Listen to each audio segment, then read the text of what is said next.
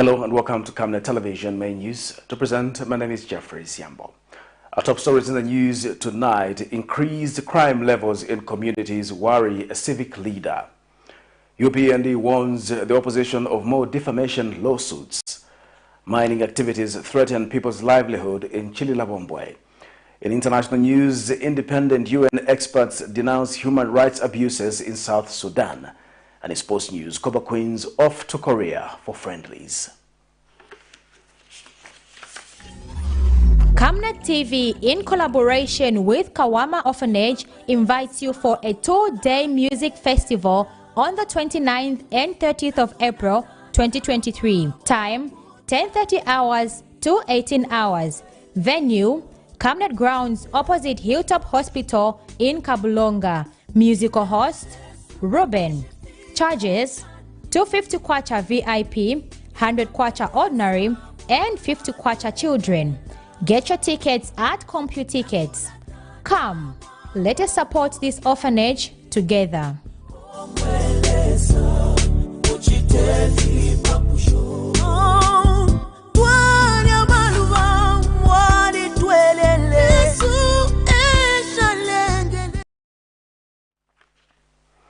Hello again, the news in detail. Challenge Ward 8 Councillor Ruben Mwenya says the recent series of events where a number of children have been kidnapped in Zambia calls for increased sensitization in communities and police patrols both during day and night. Speaking to Camnet News, Mr. Mwenya notes that the Zambia police, however, faces challenges such as transportation, which makes it difficult to conduct the said patrols, stating that there is need for this to be prioritized using the Constituency Development Fund, CDF. He has also called for close monitoring of traditional healing activities that are taking place in many communities, stating that these should be regulated as they could be contributing to the kidnapping through false beliefs. More in this report. The recent weeks have seen a number of child kidnappings reported to the Zambia police, matters which have concerned parents, community members, and other stakeholders like the church. The first case was that of Chikondi Banda, a 10-year-old from Lusaka's garden compound, who was allegedly kidnapped by one of the family's neighbors and later found dead, as well as the report from Lusaka West, where a young girl was found dead with some body parts missing. According to the Zambia police, 4 people, among them a witch doctor and his son, were arrested in connection to the murder, with the suspects who allegedly killed the girl indicating that they had taken the said missing body parts to the witch doctor. These happenings have concerned Challenge Ward 8 Councillor Ruben Mwenya, who says the scenario calls for increased police patrols and sensitization. I'm calling upon the police and also the immigration. Immigration also is not doing very well.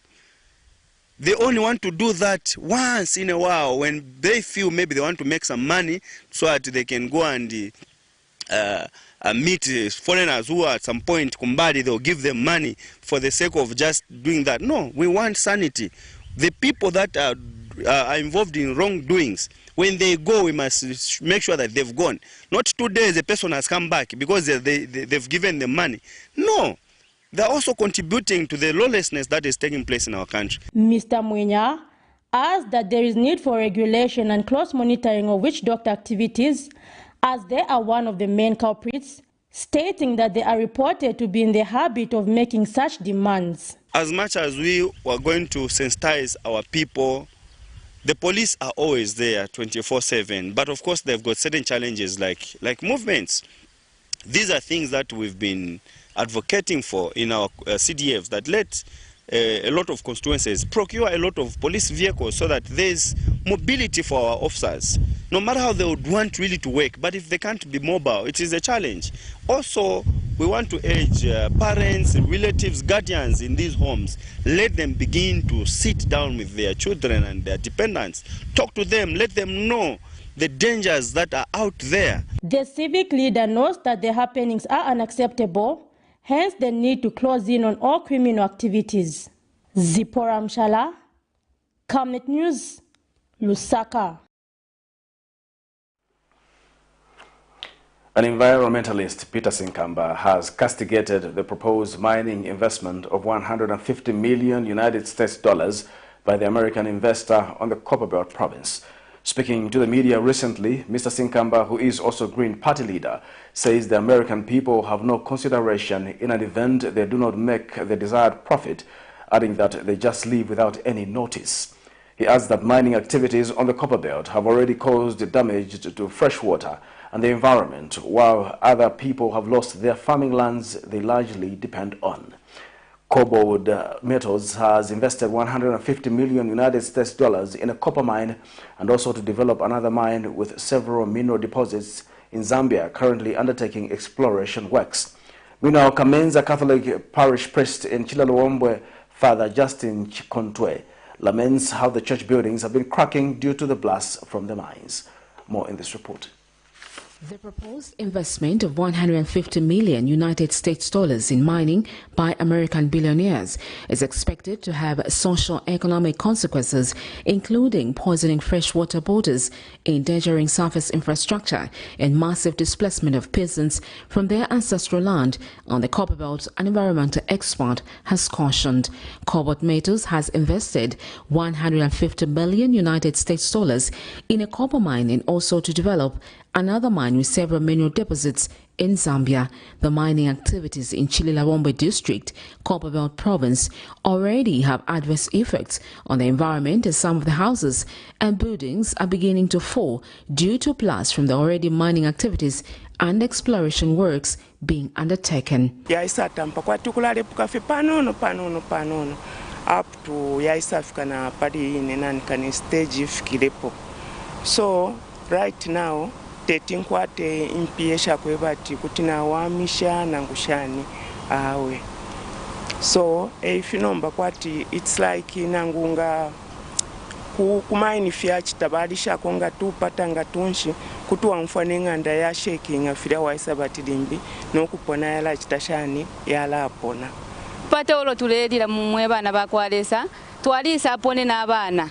So tulefwaya uku twafuirishako. So abana umbi akwete 6 years, umbi akwete 4 years. Elo twaise abaponena, elo fyashef mabricks fyaise abaponena, elo twaishire fumyapo. So abana bali batola kliniki ruselo bakwaliso kwa tabana tapali wacheneke na ngumo. The venture in which Cobalt Metals is investing is Mingoma mine that has been carrying out underground blasting activities, resulting in buildings such as churches and housing developing cracks while others are falling. Father Justin Chikontwe is Camnet Catholic Parish Priest, and he laments how the church buildings have been cracking as a result. So we have all these cracks, and I'm reliably informed that they are a result of the mining activities.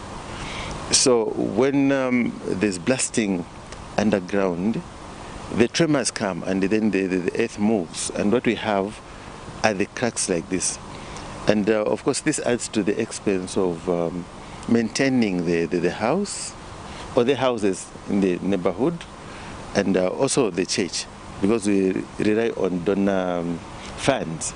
Meanwhile, environmentalist and Green Party leader Peter Sinkamba says investments from the American people are inconsiderate of existing activities in their areas of operation. He says the U.S. is far from being a perfect source of investment for Zambia's mining sector, adding that the current government must not repeat its past mistakes. We have dealt with the American institutions on environmental issues here. To some extent, we were able to achieve quite a lot through those institutions, and to some extent, we were able again to find ourselves entangled in a total mess. I'll give you examples. When we were under stress through the structural adjustment programs of the late 80s into 90s, 2000. There was that HIPIC completion program under the HIPIC schedule, and one of the requirements by Western institutions, what we call the Washington, the consensus institutions, the World Bank, IMF, was that we needed to privatize mines. Sharon Kalimbula, Camnet News.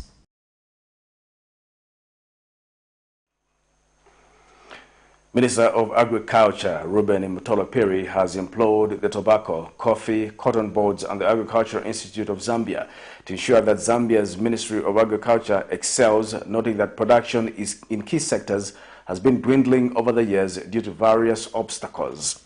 Speaking during the inauguration of board members for the institutions Tuesday, Mr. Piri states that these institutions have been operating without boards for a long time and hopes that this change will result in desired positive results. He has further challenged them to be liberal and not stick to dogmas on paper, but to explore and make necessary changes dependent on prevailing market trends. More in this report.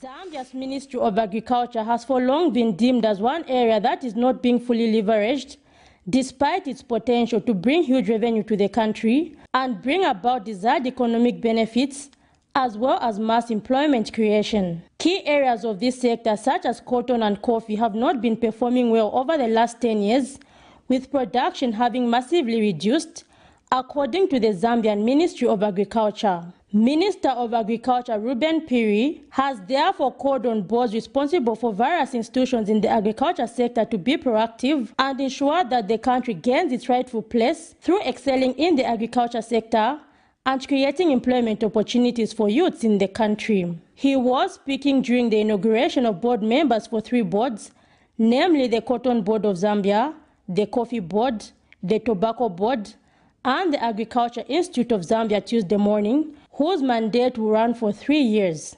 We know the obstacles and we know what needs to be done. I therefore put a challenge to you board members to ensure that you turn around the current low status of these 3 subsectors by ensuring that you promulgate policies and regulatory frameworks that facilitate the ease of doing business in order to attract investment in all the 3 cash crops.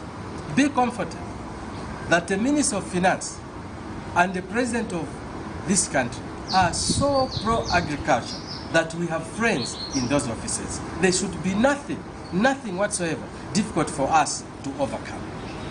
Chairpersons have been appointed to the boards, namely Mr. Raymond Pundu to chair the Cotton Board, Dr. Chizumba Shampande to chair the Coffee Board, Mr. Phil Daka to chair the Tobacco Board, and Mr. Jomo Matululu to chair the Agric Institute of Zambia. The Agriculture Minister has urged them to perform to the optimum level with their board members. Colleagues, the inauguration comes at a time when all the 3 subsectors are going through a difficult time in terms of investments, production, and marketing of the crop.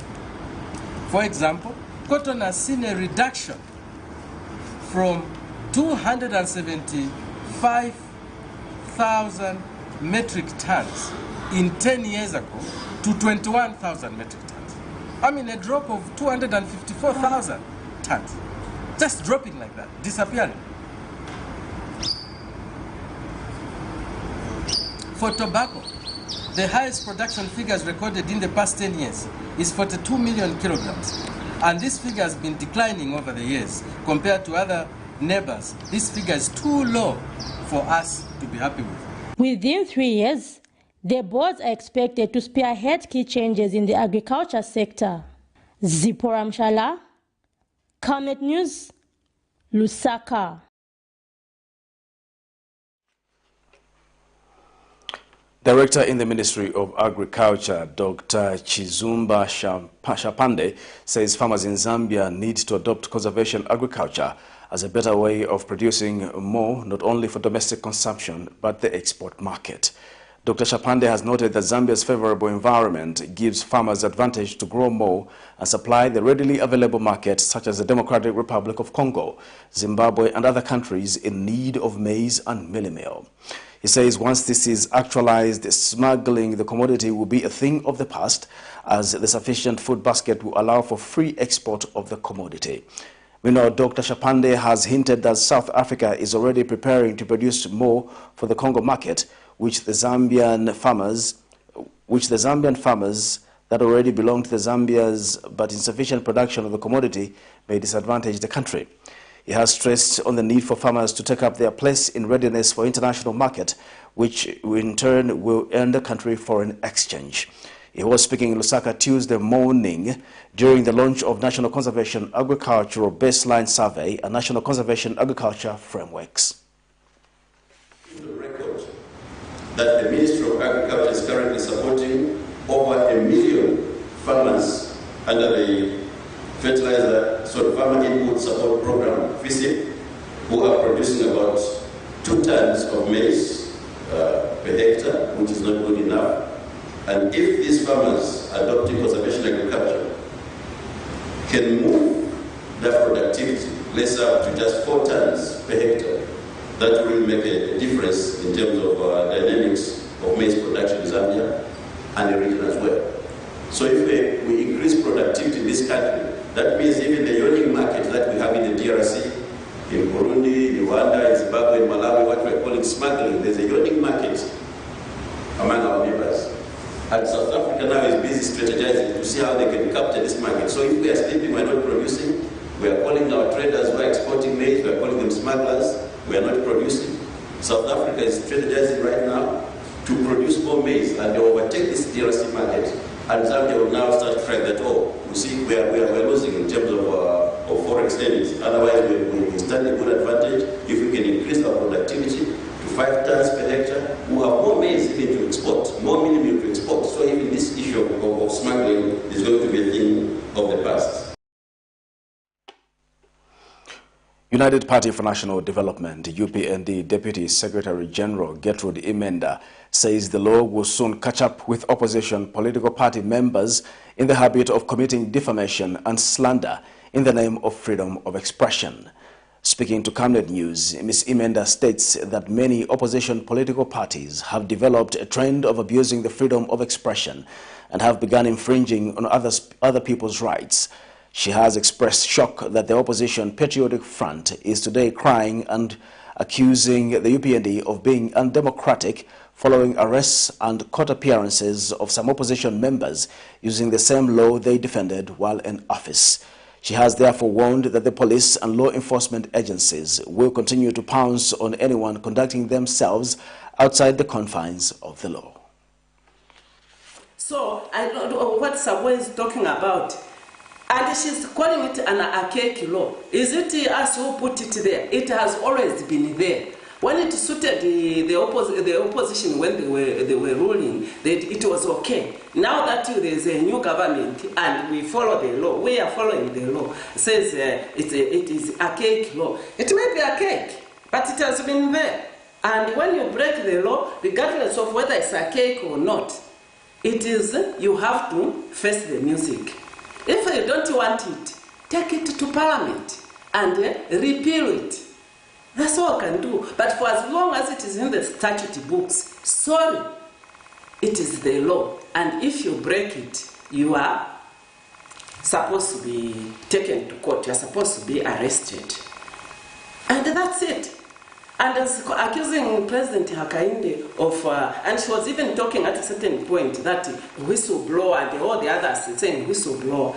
A whistleblower would have gone to the Anti-Corruption Commission and say, look, I suspect there is this and this. That's a whistleblower who goes and causes to publish, especially when it affects the rights of other people. It defames other people. That's not a whistleblower. That has got malice, has got malice in it. The Community Action Against Corruption is disappointed that President Hakainde Hichilema's pronouncement that corruption cases should be completed within 90 days lacks practicality. Organization Chief Executive Officer Brighton Tembo urges the government to put in place measures to expedite the dispensation of justice in the country. Mr. Tembo says in order to improve justice dispensation, the Economic and Financial Crimes Court must be expanded. He adds that competency levels and the number of investigators at SCC must be improved and that staff at National Prosecutions Authority must be equal to the task. Here's a report. The fight against corruption is among priorities under the United Party for National Development, UPND, although it is not without criticism from government critics who have been portraying the fight against corruption as targeted, regional, and ethnic. But President Hakainde Hichilema has been consistent in saying that the fight against corruption is non-selective. And recently, when he addressed the nation through Parliament, he indicated that corruption cases will be ending within 90 days. Here is the message for you and the nation. Do not call the fight against corruption selective. Do not call it ethnic-based. If you took public money, you did not take it for your ethnic group. You took it for yourself. However, the Community Action Against Corruption is disappointed that President Hakainde Hichilema's pronouncements that corruption cases should be completed within 90 days risks remaining an aspiration if practical measures are not being undertaken to speed up justice delivery. He notes the need for more court infrastructure as well as enhancing the capacity of investigative wings and improving staffing levels in order to enhance justice dispensation. For example, we have to, if we are to achieve that, there must be a systematic way of improving competences and the number of investigators at the Anti-Corruption Commission. We have also to expand the Economic and Financial Crimes Court, which is a key institution in disposing of corruption cases. The bureaucracy and red tape at the DPP and National Prosecution Authority must also be removed so that cases can move very fast. But otherwise, if these suggestions are not taken into consideration, then the presidential statement will just remain like another pronouncement in the fight against corruption. Notably, last week, U.S. Vice President Kamala Harris announced a $16 million support for Zambia to fight corruption. One can only hope that the resources will make a greater impact towards strengthening the corruption fight. Patrick Soko, Camnet News, in Lusaka. Former President of the National Association of Small and Medium Contractors, Edward Mpepo, and the former Secretary General of the same association, Danny Simumba, have pleaded not guilty before the court for allegedly uttering a false document and stealing 139,000 kwacha funds for a workshop. The duo denied the 6 counts of theft by agent and 1 count of uttering a false document before the Lusaka Magistrate Court. Allegations are that the duo stole a total of 139,000 kwacha on various occasions that was intended for a workshop, benchmarking studies and feasibility studies by the said association, which funds were derived from the National Road Fund Agency. In the other count, allegations are that Mr. Simumba, between the 1st and 30th June 2018, in his capacity as General Secretary of the National Association of Medium and Small-Scale Contractors, prudently uttered a false document, namely receipt number 051 from Carl Human Capital Limited, purported to have received a consultancy service for a business plan when in fact not. The matter has been adjourned to the 23rd of May 2023 for commencement of trial. Former accountant at the Ministry of Health, Rebecca Ndlovu, has prompted the court to adjourn her matter, in which she is jointly charged with former Health Permanent Secretary Dr. Kennedy Malama and 7 others after she fell ill during trial. When the matter came up for cross-examination Tuesday, Ndlovu informed the court that she was unwell and asked the court if she can be allowed to sit outside while the trial is ongoing. In this matter, former Health Permanent Secretary Dr. Kennedy Malama is jointly charged with former Ministry of Health Permanent Secretary for Administration Kakulubelwa Mulalelo and 7 others. More in this report. The alleged corruption case involving former Ministry of Health officials received an early adjournment Tuesday after one of the accused fell ill during trial. Rebecca Ndlovu, a former Ministry of Health accountant who is jointly charged with former Health Permanent Secretary Dr. Kenneth Malama and 7 others, informed the court that she was unwell and requested the court if she can be allowed to sit outside the courtroom while trial was ongoing.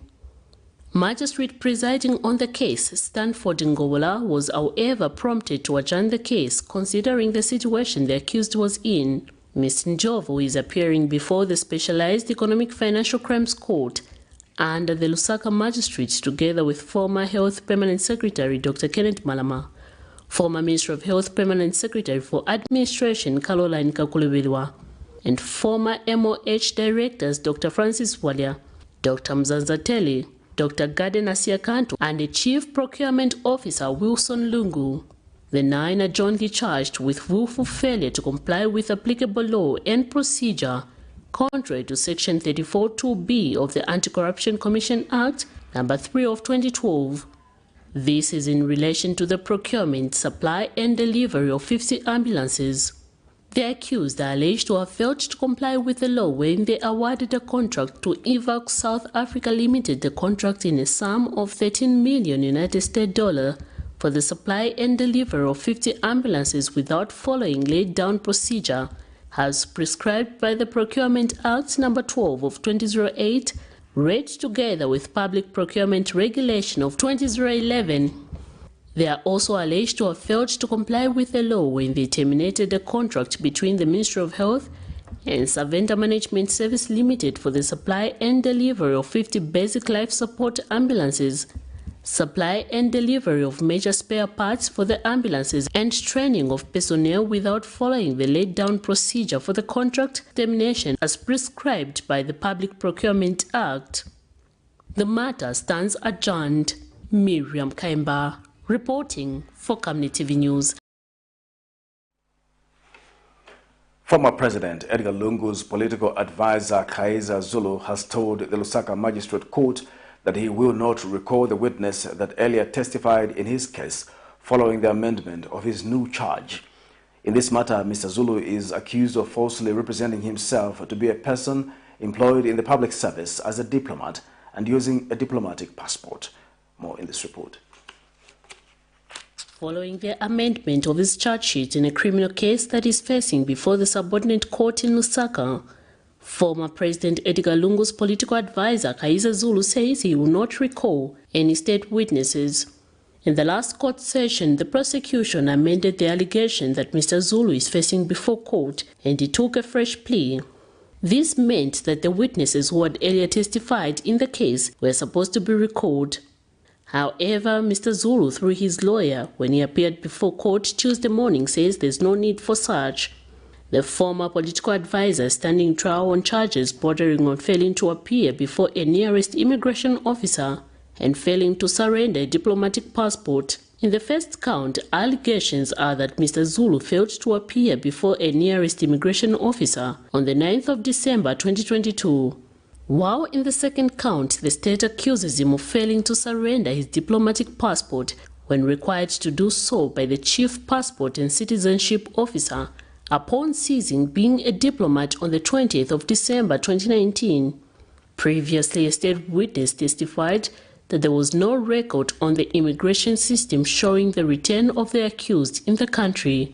The witness in his testimony had further narrated before court that on the 4th of December 2022, after checking on an electronic system called Zambia Immigration, he discovered that the accused left the country on the 23rd of July, but there was no information indicating that he had entered the country.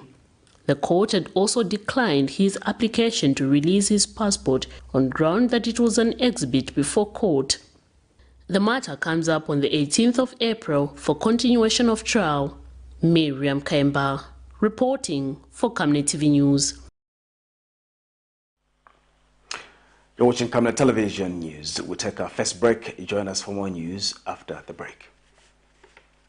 From time immemorial, we have had different types of lighting options, from those that can burn down our investments in minutes to those that dig holes in our pockets due to constant replacement and huge consumption of our Zesco units. Savenda Electric introduces the new and advanced electric bulb with cutting-edge technology of LED that has low power consumption, gives out bright white light, and lasts up to 25,000 hours. Savenda Electric manufactures all types of LED light like plastic LED fluorescent tubes, down lights, ceiling lights, outdoor fittings, and solar street lights made to customer specifications. Let's live on the bright side of life by choosing the wide range of Savenda electric lighting solutions that are available in all leading stores and supermarkets countrywide. For orders, call 0962-642-490 or email jnbunda@savenda.com or pchabula@savenda.com.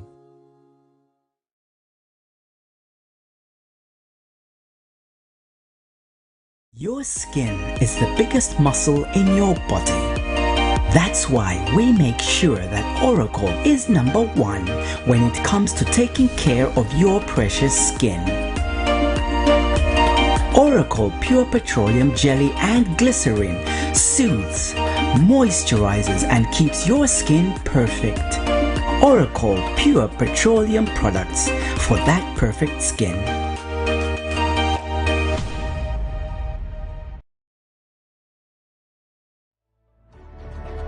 Water is life. Each drop counts and each must be cherished. Our tried and tested product meets all international standards. With our smart drip technology, we aim to deliver precision irrigation designed to reduce blockage and wastage, ensuring a high yield. RenGlow, your smart irrigation partner.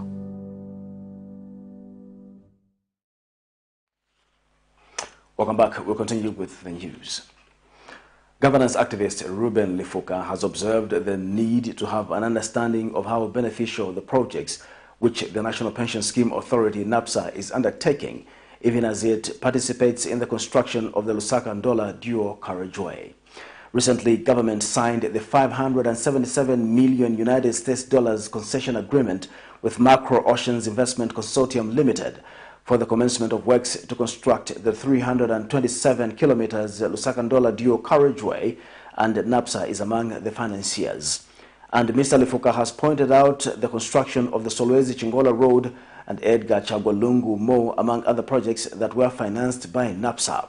He says that it is important to ensure that there is maximum returns in the Lusaka-Ndola dual carriageway, adding that citizens must benefit.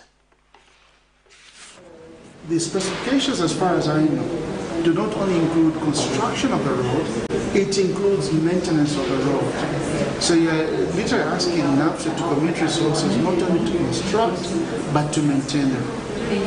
As far as I know, NAPSA is committing, or the potentially will commit 300 million of the whatever amount that is involved. What will be key is whichever financier government works with, we should ensure there's a good return on investment.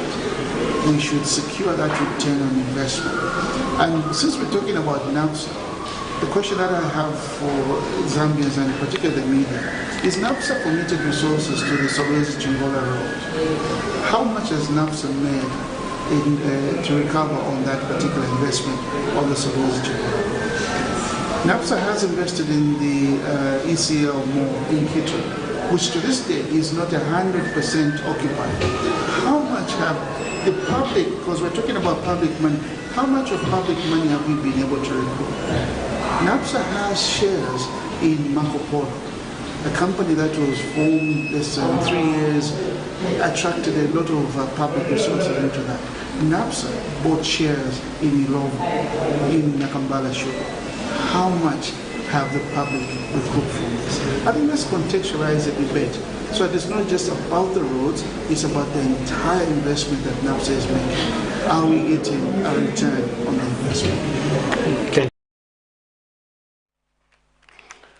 The Media Institute of Southern Africa, MISA Zambia, has underscored the need to empower the Independent Broadcasting Authority, IBA, to be able to regulate the Zambia National Broadcasting Corporation, ZNBC. MISA Zambia Director Austin Kayanda says this will help bring harmony to the broadcasting industry, promote professionalism, and strengthen the country's democracy. He made the remarks during the stakeholders meeting discussing the IBA and the ZNBC Act in Lusaka Tuesday. Here will contribute valuably to this meeting and help in accomplishing the objective, which is to empower IBA with the provisions to regulate ZNBC effectively like any other broadcasting media in Zambia.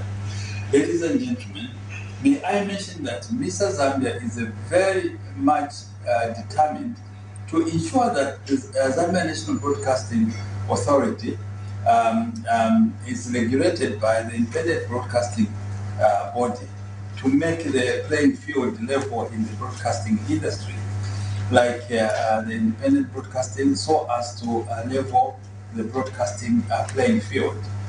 I believe in doing this, there will be increased freedom of expression and access to information, which is critical to fostering democracy and respect for human rights.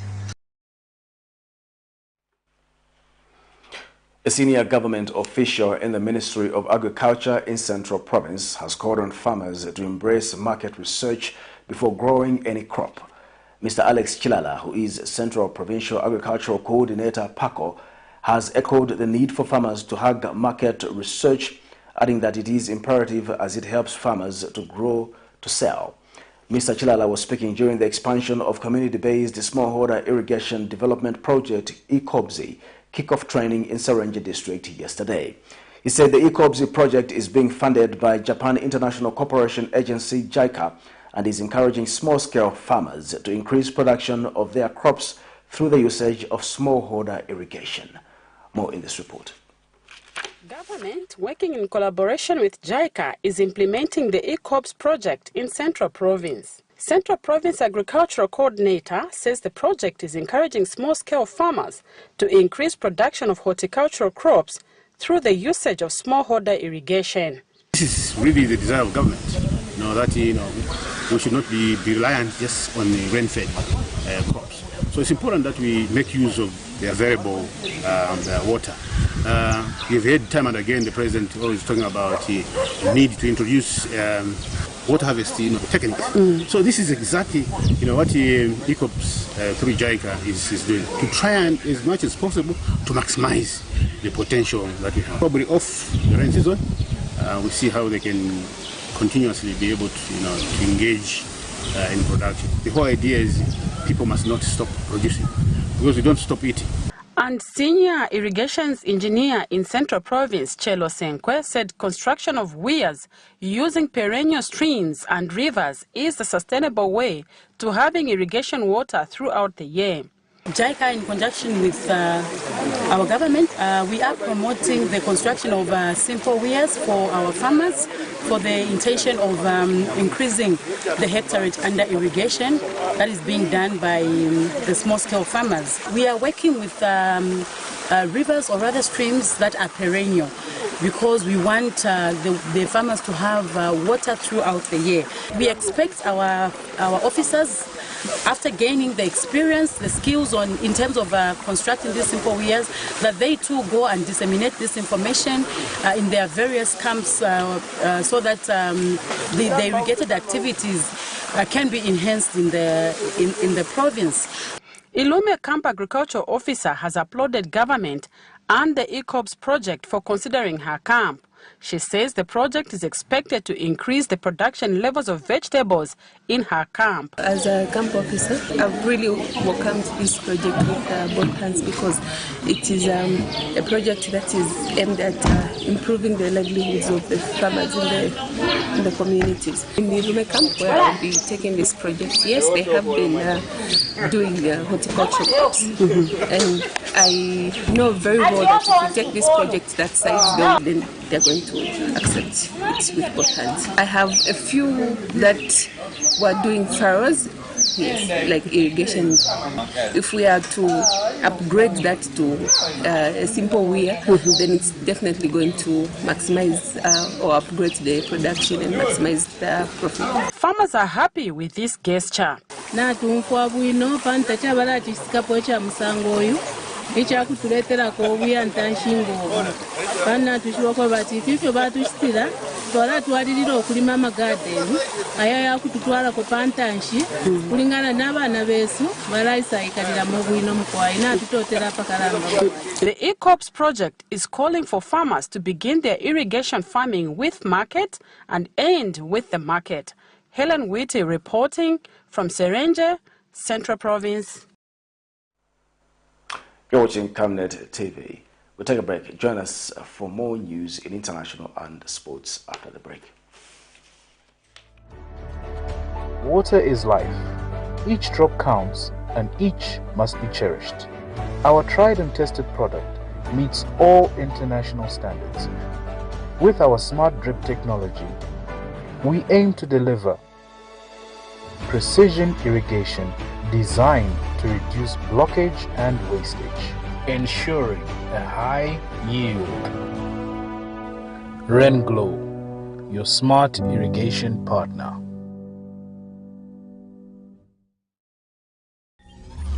Camnet TV, in collaboration with Kawama Orphanage, invites you for a 2-day music festival on the 29th and 30th of April 2023. Time 10:30 hours to 18 hours.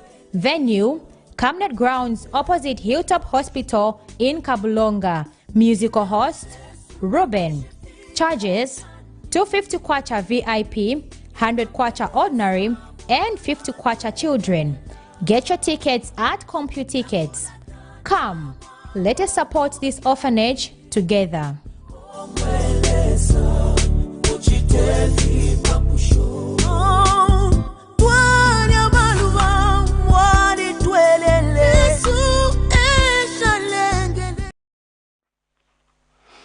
And now in international news, a group of independent UN experts accused several South Sudanese officials on Monday of responsibility in a series of atrocities committed against civilians. After gaining independence from Sudan in 2011, South Sudan, the world's youngest state, descended into a civil war between arch-enemies Riek Machar and Salva Kiir that left nearly 400,000 dead and millions displaced between 2013 and 2018 when the peace agreement was signed.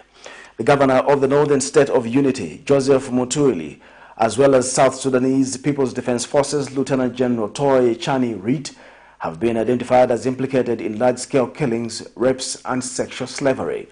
Military and government officials involved in the abuses remain in office, according to the UN independent experts. More in international news in the following roundup. A group of independent UN experts accused South Sudanese officials on Monday of responsibility in a series of atrocities committed against civilians. After gaining independence from Sudan in 2011, South Sudan descended into a civil war between arch-enemies Riek Machar and Salva Kiir that left nearly 400,000 dead and millions displaced between 2013 and 2018, when a peace agreement was signed. The governor of the Northern State of Unity, Joseph Monitwil, as well as South Sudanese People's Defense Forces Lieutenant General Toy Chani Reid, have been identified as implicated in large-scale killings, rapes, and sexual slavery. Military and government officials involved in the abuses remain in office, according to the UN independent panel of experts. The authorities in Juba have accused the UN Commission of interfering in its national affairs. The third attempt to reconcile Salva Kiir. Reporters Without Borders have denounced the difficulties faced by journalists in the Sahel region. In a press conference on Monday in Dakar, capital of Senegal, the event follows the release over the weekend of a report that denounced the challenges faced by the press in the Sahel region, particularly in Mali and Burkina Faso. Press freedom in this difficult context is under severe strain in the Sahel, and we have said that whatever the terrorist attacks, whatever the armed forces' responses, credible, reliable and independent information must be able to remain, and that is the plea we have made. The region is plagued by instability, especially with military takeovers such as in Mali and Burkina Faso. Community radios have also been silenced. We also have community radio stations that are subject to pressure from local actors, and national and international journalists have been increasingly unable to report on the situation of the population for the past 2 years, particularly because of the presence of armed groups that are increasingly controlling large territories in the regions. The release of the report coincides with the expulsion over the weekend of 2 correspondents of French newspapers ordered by the military junta in Burkina Faso. Tunisia's President Kais Saied appeared in a video posted Monday on his official Facebook page, dismissing what he called mad reports over his health following almost 2 weeks with no public engagement. The North African country's main opposition coalition had pressed the government earlier to explain the president's public absence. The president is absent for 2 or 3 days and he gets a cold, and that becomes a problem. A power vacuum. I mean, these people deserve nothing but contempt.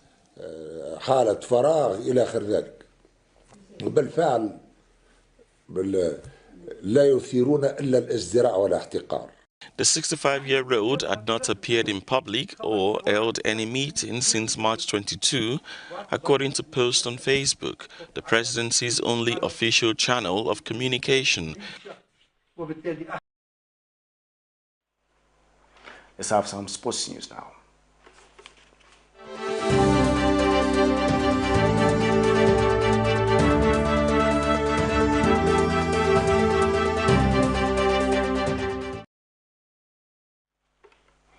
In our sports news tonight, the Zambia women's national team have left for Seoul for 2 FIFA international friendlies against South Korea to be played on 7 and 11 April at the Suwon World Cup and Yongin Mirao Stadia.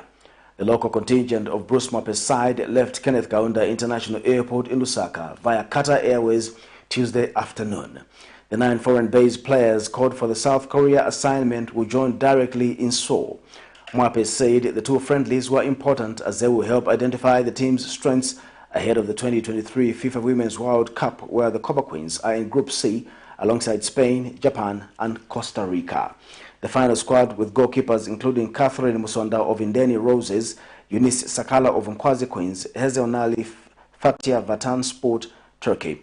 Defenders include Agnes Musesa, Esther Siam Foucault of both Green Buffaloes, Judith Soko of Yasa, Vast Piri of Zesco Ndola Girls, Mary Mulenga Red Arrows, Pauline Zulu Elite Ladies, Martha Tembo Biuk Kazgat Shimkent Kazakhstan, and midfielders include Everine Katongo ZISD Women, Mary Wilombe, Suzanne Banda both Red Arrows, Ziomara Mapepa, Comfort Salemani both of Elite Ladies, Irene Lungu, Helen Chanda both Bik Kazgat Shimkent Kazakhstan, and Barbara Banda Shanghai Shengli China, Achumba Oseke Lubanji of Red Arrows, Helen Mubanga, Rachel Nachula, both Zaragoza CFF of Spain, Grace Chanda, Rachel Kundananji, both Madrid CFF, Inonge Kalustian ZISD Women as strikers.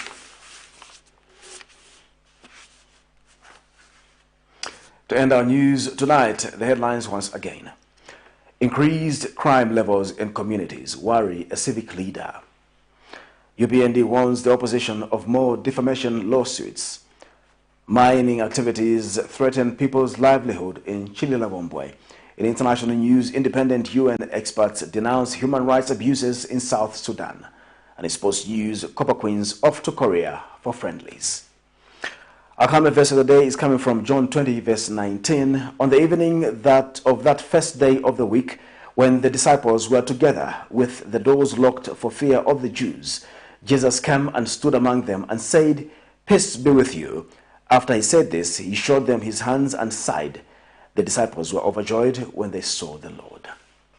Again, thank you so much for watching Camnet Television News. My name is Jeffrey Ziambo. Bye-bye.